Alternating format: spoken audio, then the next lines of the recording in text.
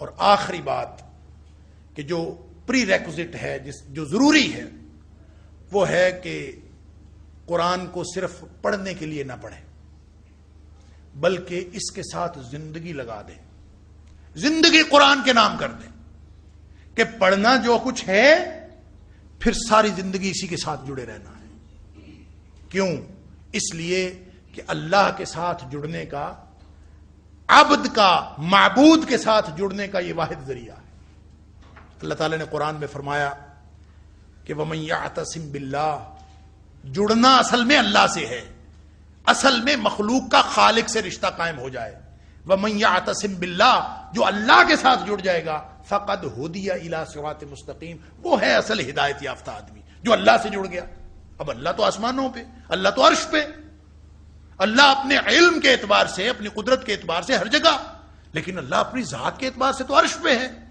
ہم کہاں، وہ کہاں، اس کی بڑائی حد حساب سے باہر، ہمارے ادراک سے باہر، اور ہماری جو ہمارا چھوٹا ہونا، ہماری چھوٹائی، وہ ہماری حد حساب سے باہر، کوئی تعلق بنتا ہی نہیں ہے، لیکن حکم یہ ہے کہ اس کے ساتھ جڑنا۔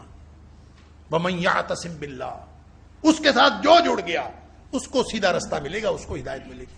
اب اس کا مطلب ہے اعتصام جو ہے، تمسک جو ہے، وہ بڑا ضروری ہے۔ اور وہ کیسے کرنا ہے اللہ کے ساتھ تمسک؟ وہاں سورہ حج کی آخری آیت میں بھی فرمایا فَأَقِیمُوا الصَّلَاةَ وَآتُوا الزَّکَاةَ وَاعْتَصِمُوا بِاللَّهِ، اللہ سے جڑو، نمازیں، روزے، سب کچھ، لیکن اصل بات یہ ہے کہ اللہ سے جڑو۔ کیوں؟ هُوَ مَوْلَاكُمْ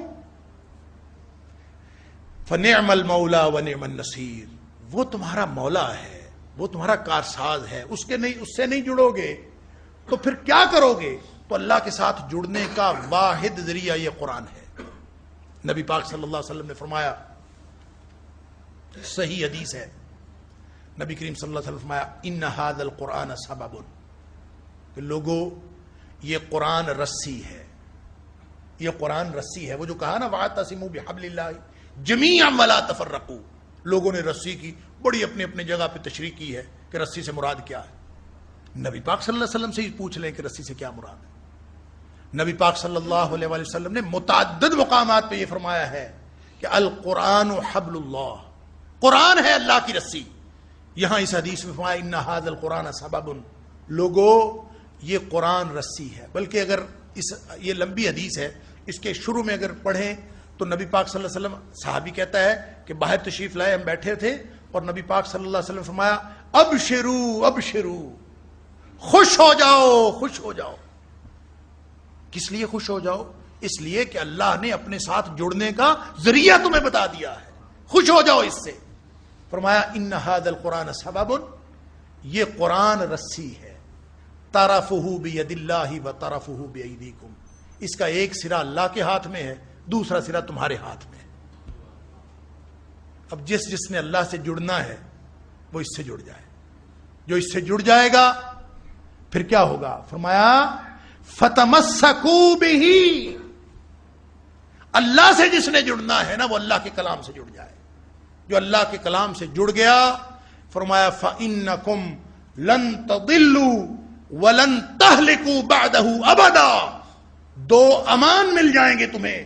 فرمایا ایک تو یہ کہ زندگی بھر کبھی گمراہ نہیں ہو سکتے تم، اور دوسرا یہ کہ وَلَن تَهْلِكُوا أَبَدًا، تم کبھی تباہ و برباد نہیں ہو سکتے، تم ہلاک نہیں ہو سکتے۔